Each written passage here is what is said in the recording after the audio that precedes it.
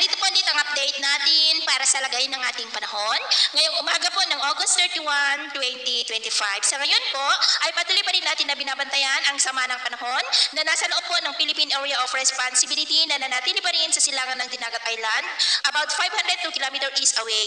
Ang trough po nito ay nakakaapekto na sa silangan ng Visayas at Mindanao at nakahatak rin nito ang habagat na siya naman pong nakakaapekto sa kanluran ng Southern Luzon, Visayas at Mindanao. Ang sama ng panahon na ito ay kikilos po pa north-northward pataas habang hinahatak ang habagat at hindi pa rin inalis ang posibilidad na lalakas yan bilang bagyo at tatawagin po sa local name na Bagyong Kiko. At ito naman ay pinapakita ng forecast model nating ginagamit hanggang po sa susunod na 2 linggo.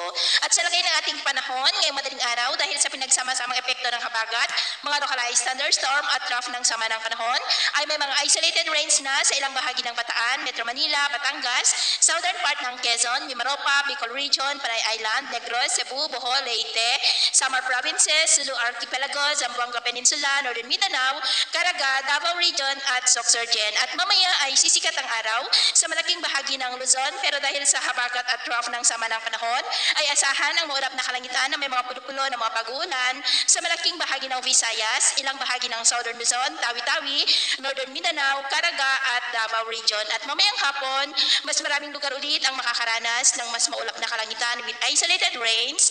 Kaya mag-ingat po tayo sa posibleng mga banta pa rin ng mga pagbaha at pagguho ng lupa. At sa atin naman pong mga baybayin, wala po tayong nakatas na namang gale warning signals, pero bayong pag-ingat lamang po kung papalaot